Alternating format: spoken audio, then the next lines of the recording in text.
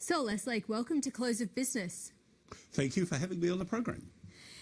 Investors have been spooked by the risk of recession, and Donald Trump himself has dismissed the prospect.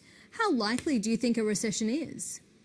Well, it's clearly not zero. I wouldn't say it's the most likely outcome. I wouldn't put the probability of a recession in the US at over 50%, but it's clearly more than zero, and it's clearly going up, and it's something that investors need to think about. And indeed, as the movement's not just in the stock market, which is in full-fledged correction territory now, but the bond market and the US dollar itself are showing, investors have been thinking quite seriously about that prospect. And what's the risk that if these tariffs stick, inflation takes hold, particularly in the US, and we see a situation where stagflation occurs in the US economy? Well, that is a risk as well, and it's not just investors who know it.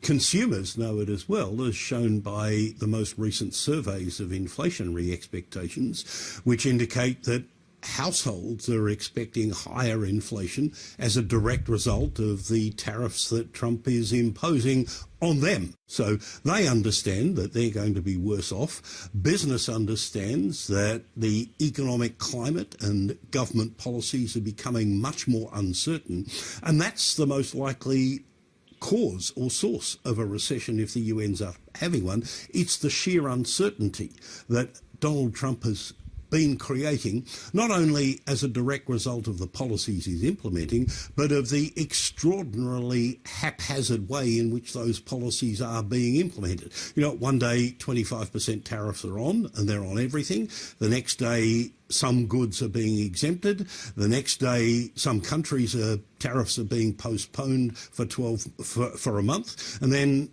the range of countries that are being subject to tariffs are being increased. And when businesses are uncertain, they pull up the shutters and stop making decisions about investment or creating jobs. When households or consumers are uncertain, they put off buying particularly big ticket items like motor vehicles or houses or going on overseas holidays, and that's the most likely source of a downturn in the US economy. Now, if that's combined with higher inflation as a result of tariffs, as it could be, then it puts the central bank, the Federal Reserve, in a dilemma as to whether to cut rates in order to ward off recession or to raise rates in order to hose down inflation.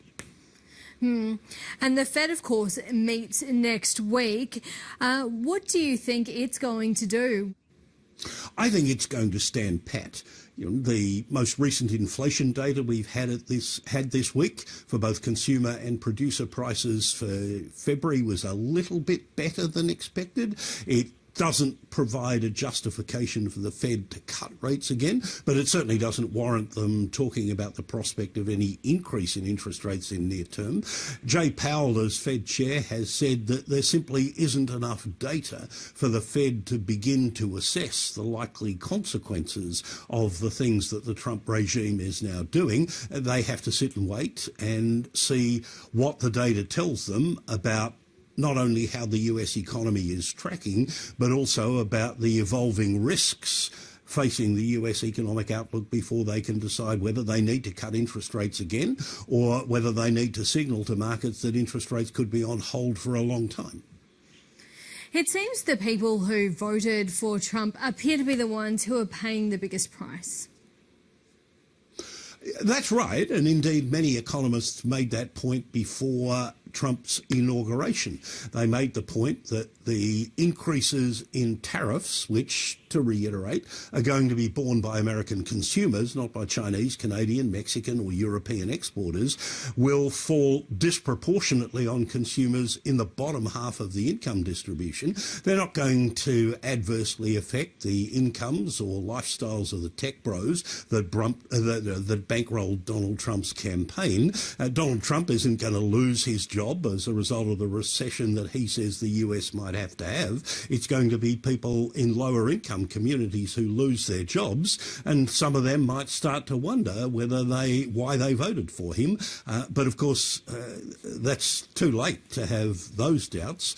Part of the reason why Mr. Trump is able to get away with the things that he's doing is that he is subject to no restraints. He himself, unless he manages to suborn the 22nd Amendment to the US Constitution, isn't allowed to run again. Briefly, Saul, do you think there's a master plan here, a real end game, or is it just noise and chaos coming out of the White House? Well, some people suggest that there is a master plan, that Donald Trump and the people around him genuinely believe that it's possible to restore US primacy amongst the community of nations by reinstituting the sort of policy regime that the United States had in the latter part of the 19th century and the early part of the 20th century, when government was a lot smaller than it is today, and it was possible to fund the operations of government through taxes on imports, otherwise known as tariffs. This was before the federal income tax was invented in 1913 and before the US had to develop the range of sales taxes that its states now evolve. Donald Trump thinks that that kind of combination of policies is the way to make America great again. There aren't many economists who believe that. Maybe the handful who do are actually working for the Trump regime, people like Peter Navarro, for example, or the current secretaries of the Treasury and Commerce departments. But really the overwhelming impression that markets are starting to have is that the lunatics are taking over the asylum and that the consequences that flow from it will be pretty catastrophic. Saul Eslake, thank you so much for your time. That's been a pleasure. Thank you for having me.